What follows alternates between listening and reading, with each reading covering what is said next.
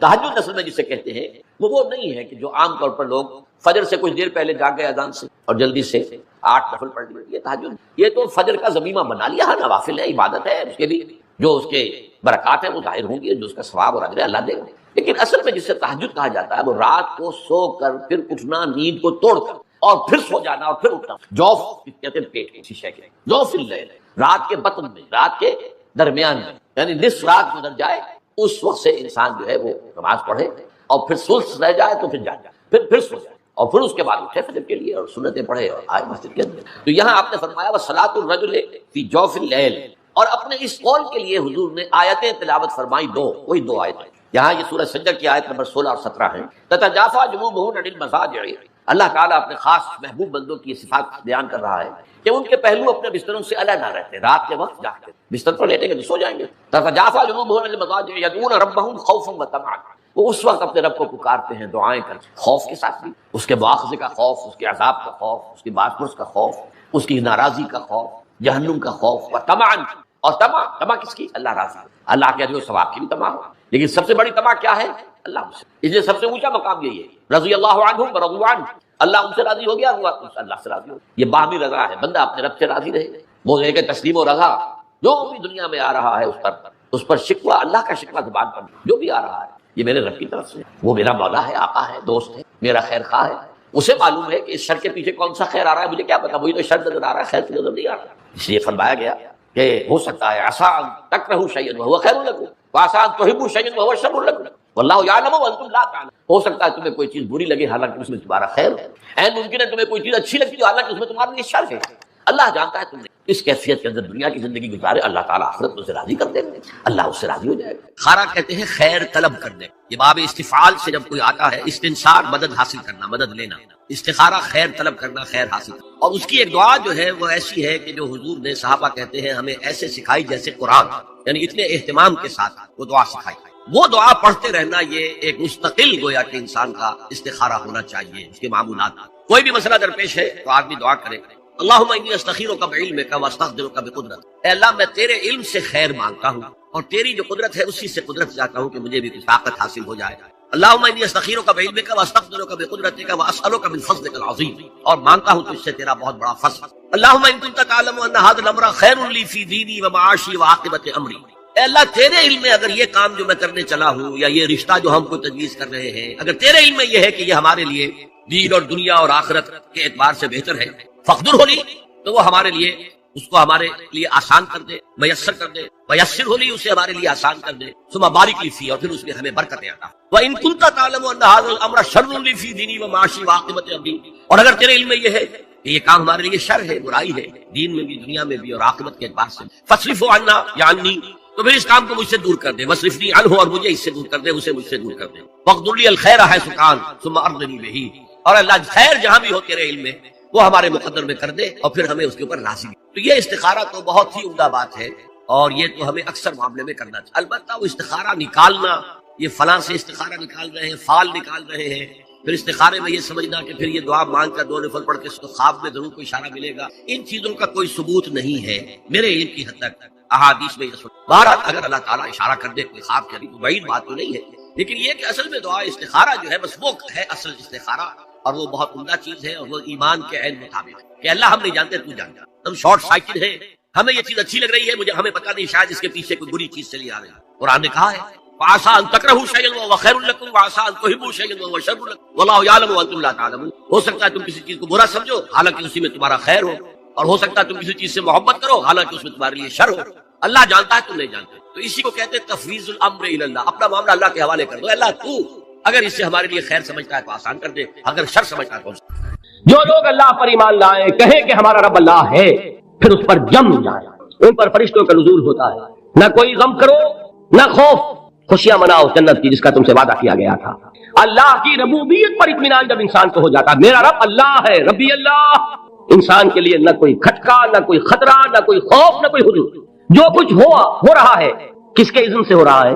اللہ کے اذن سے، اللہ کے اذن کے بغیر پتہ تک نہیں ہلتا، یہ کوئی اندھا بہرا مادہ نہیں ہے جس سے مجھے کوئی خوف ہو، اندھا بھینسا چلا رہا ہو اس سے تو ڈرنے کا ہر انسان کو ڈرنا چاہیے، نہ معلوم کس کو ٹکر مار، لیکن نہیں، اس کائنات کو چلانے والا ایک سمیع و بصیر خدا ہے، وہ جو میرا دوست ہے، میرا ولی ہے، اللہ ولی الذین آمنوا یخرجہم من الظلمات الی النور، اللہ اہل ایمان کا ولی ہے، ساتھی ہے، پشت پناہ ہے، مددگار ہے، حمایتی ہے۔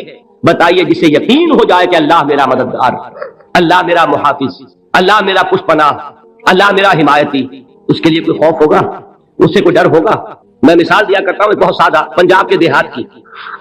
وہ بڑا چودھری ہے اور کوئی غریب کسان ہے، اس غریب کسان کی کہ جانوروں کو ہر وقت اندیشہ ہوگا چوری کا، کوئی میری بھینس کھول کر نہ لے جائے، کوئی میرا بیل کھول کر نہ لے جائے۔ لیکن جس کے بارے میں یہ سب کو معلوم ہو کہ وہ جو بڑا چودھری ہے وہ اس کا دوست ہے، اس کی بچیا کو کوئی خوف ہوگا؟ اس کی بھینس پر کوئی ہاتھ ڈالے گا؟ اسے کوئی اندیشہ ہوگا؟ نہیں۔ کیوں؟ کہ وہ بڑا چودھری، بڑا اس کا یہاں کا سردار، جاگیردار، سب کو معلوم ہے وہ میرا دوست ہے، کوئی میرے خلاف اقدام نہیں کر سکتا۔ اس دنیا میں یہ چھوٹی سی بات اگر آپ کے دلی اطمینان اور سکون کا باعث بن سکتی ہے تو ذرا تصور کیجئے۔ میں لفظ تصور استعمال کروں گا صرف اس لیے کہ اس کا ہم جس کو کہتے ہیں ادراک اور شعور کر نہیں سکتے، اگر کے ساتھ کر سکتے۔ اگر یقین ہو کہ اللہ میرا مددگار اور یقین ہو کہ اللہ ہر آن میرے ساتھ ہے، پھر کوئی خوف کس کا خوف؟ کوئی شے اللہ سے بالا تر ہے؟ کوئی قوت اس سے زیادہ طاقتور ہے؟ کوئی اس کے ارادے کو بدلنے والا ہے؟ کوئی اس کی مشیت کے آڑے آنے والا ہے؟ یہی بات ہے جو حضور نے فرمائی۔ یہ ایمان کا حاصل ہے لب لباب، کہ دیکھو اچھی طرح اس بات کو ذہن نشین کر لو، اگر تمام انسان مل کر تمہیں کوئی نقصان پہنچانا چاہے نہیں پہنچا سکتے، مگر جو کچھ اللہ نے لکھ دیا، اور تمام انسان مل کر تمہیں کوئی نفع پہنچانا چاہے نہیں پہنچا سکتے، مگر وہ شے جو اللہ نے طے کر۔ آپ پھر میں کہوں گا ذرا تعریف کیجیے، اسے فرض کیجیے، اسے سوچیے، اگر اس حدیث پر ہمارا دل ٹھکا ہوا ہو تو کسی سے ڈر ہوگا؟ یہ مجھے نقصان نہ پہنچا دے، یہ میری رپورٹ خراب نہ کر دے، یہ میری انکریمنٹ نہ رکوا دے، یہ میرا یہ نہ بگاڑ دے، یہ میرے یہ نقصان نہ پہنچا دے، اس کا ڈر، اس کا ڈر، اس کا خوف، اس کی خوشامد، اس کے لیے جا کر طرح طرح سے اپنی عزت نفس کو ذلیل کروانا اس کے سامنے۔ یہ سب کچھ کیوں کرتا ہے انسان؟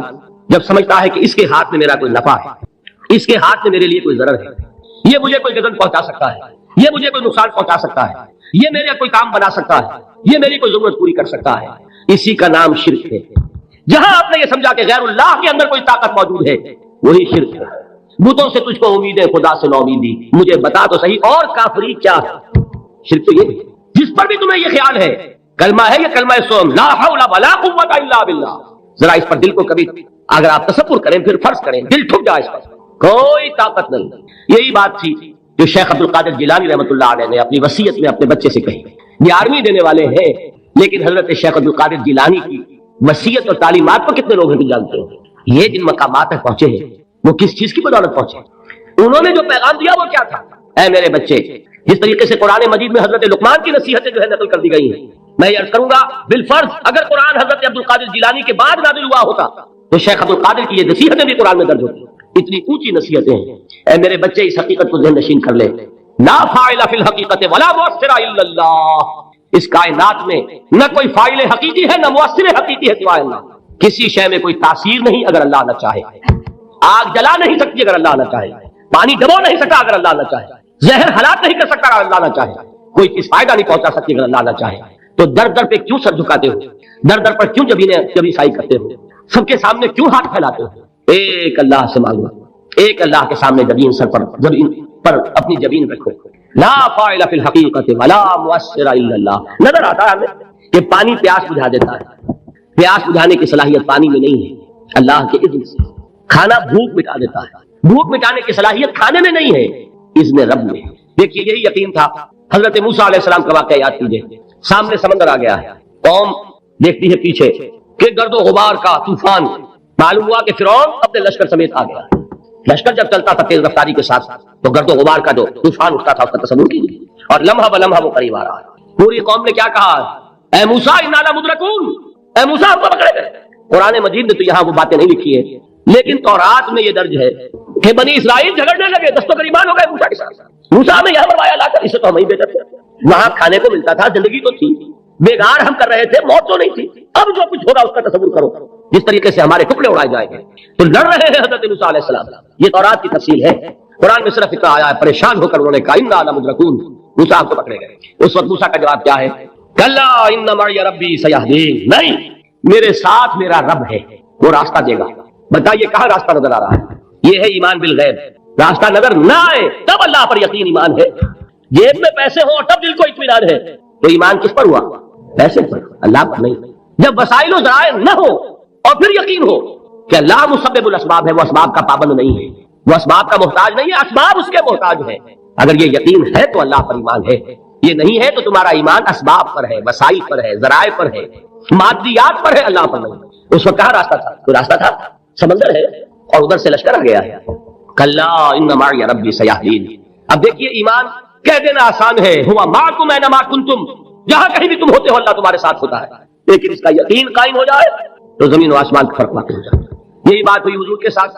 غار ہے، چھپے ہوئے ہیں محمد رسول اللہ اور آپ کے وہ یار غار ابو بکر صدیق رضی اللہ تعالی عنہ۔ اقبال نے حضرت ابو بکر کی شان میں چند اشعار شامل سے، لیکن واقعہ یہ ہے کہ بھاری بھاری نظموں پر اور قصیدوں پر بھاری، طویل ترین نظمیں اور قصیدے ہوں ان پر بھاری ہے۔ ہمت ابو بکر کی ہمت جو ہے، کشت ملت را جو اب جیسے بارش سے کھیتی اپجتی ہے، ابو بکر کی ہمت اور عظیمت اس امت کو اسی طرح سینچنے والی ہے۔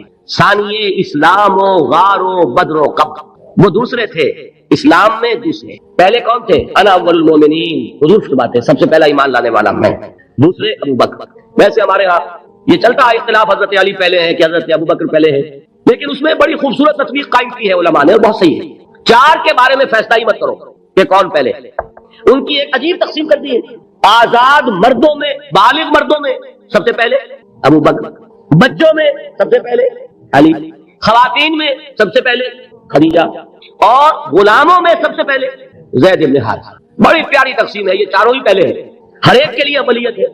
اور واقعہ یہ ہے کہ اگر زمانی اعتبار سے تعین ہوگا تو پہلے خدیجہ الکبریٰ آئیں گی رضی اللہ تعالی عنہ، کسی اور سے بات کرنے کی نوبت بعد میں آ سکتی ہے، پہلے تو اہلیہ محترمہ سے بات ہوئی، آتے ہی پہلی وہی ہوئی ہے، ابھی تبلیغ کا حکم نہیں تھا، کس کو بتایا واقعہ؟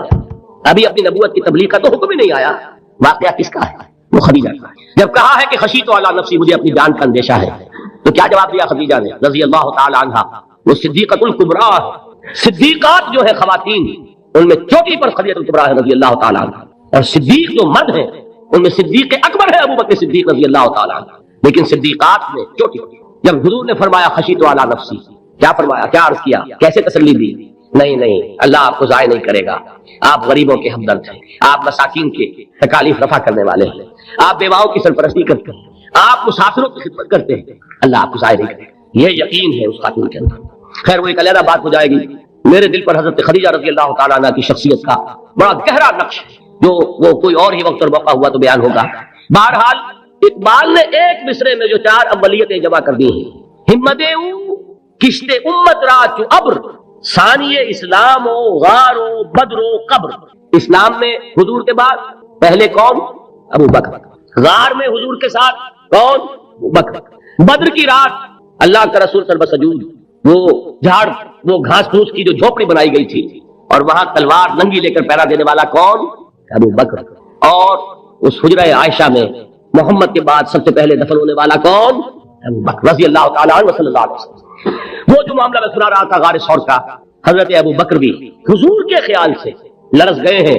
آپ کو یاد ہوگا کہ جا کر پہلے تمام جتنے سوراخ تھے انہیں بند کیا، ایک سوراخ رہ گیا تھا جس کو بند کرنے کے لیے کوئی کپڑا نہیں تھا، وہاں اپنی ایڑی رکھی ہے، تب کہا ہے حضور سے تشریف لائیے، اور اپنے زانو پر حضور کو لٹایا ہے، اور وہاں کسی موذی جانور نے کاٹا ہے، حضور کی آنکھ لگ گئی تھی، اس وقت اس بل کے اندر جو بھی بچھو ہے کیا ہے واللہ عالم، اس نے کاٹا ہے، اس کی تکلیف کی وجہ سے ابو بکر کی آنکھوں سے آنسو ٹپک گئے ہیں، حضور کے چہرے مبارک پر پڑے ہیں، تو حضور جاگے ہیں، معاملہ کیا ہے؟ ایڑی نہیں ہٹائی وہاں سے، مبادہ وہ جانور وہاں سے نکل کر محمد الرسول اللہ کو گردن پہنچا دے، ابو بکر کی ایڑی ہے، جس طرح چاہے کھا لے، ختم کر دے، جان نکل جائے تب کوئی آنچ آئے محمد پر تو آئے، لیکن جیتے جی وہ ہے ابو بکر۔ حضور کے خیال سے اس وقت حضور نے پھر اپنا لعاب دہن لگایا ہے، اور اس سے پھر آپ کی تکلیف ختم ہوئی۔ جیسے خیبر میں حضرت علی کی آنکھ دکھ رہی تھی، اس کو جو شفا حاصل ہوئی ہے وہ بھی حضور کے لعاب دہن سے ہوئی۔ بہرحال اس وقت انہوں نے کہا ہے کہ اے نبی یا رسول اللہ، اگر اس وقت ان میں سے کسی نے غیر ارادی طور پر بھی اپنے قدموں کی طرف جھانک دیا تو پکڑے جائے۔ کیا جواب تھا اللہ کے رسول کا؟ لا تحزن ان اللہ معنا، اللہ ہمارے ساتھ ہے، کیوں گھبراتے ہو ابو بکر؟ یہ ہے ایمان باللہ، میرا مالک اللہ، میرا رازق اللہ، میرا محافظ اللہ، میرا مددگار اللہ، میرا پشت پناہ اللہ، میرا دوست اللہ۔ یہ دوستی ہے اللہ کی جو لب لباب ہے، حاصل ہے ایمان کا، اسی کا نام ولایت ہے۔ اولیاء اللہ کے سروں پر سینگ نہیں ہوتے، جس کے دل میں ایمان راسخ ہو چکا ہو وہی اللہ کا ولی ہے، جسے اللہ پر یقین ہو چکا ہے وہی اللہ کا ولی ہے. جسے یقین ہے اللہ میرے ساتھ ہے، میرا مددگار، میرا پشپناہ، میرا ساتھی، میرا دوست، میرا محبوب، میرا محب. اللہ اہل ایمان سے محبت کرتا ہے. واللہ یحب الصادقین. ان اللہ یحب الذین یقاتلون فی سبیلہ صفا کانہم بنیان مرصوص. اللہ محبت کرنے والا، اہل ایمان محبوب، اور اہل ایمان محبت کرنے والے اللہ محبوب. والذین آمنوا اشد حبا للہ. آپ تصور کیجئے جسے یہ رشتہ ایمان یا رشتہ ولایت حاصل ہو جائے، الا ان اولیاء اللہ لا خوف علیہم ولا هم یحزنون. آگاہ ہو جاؤ، اللہ کے دوستوں کے لیے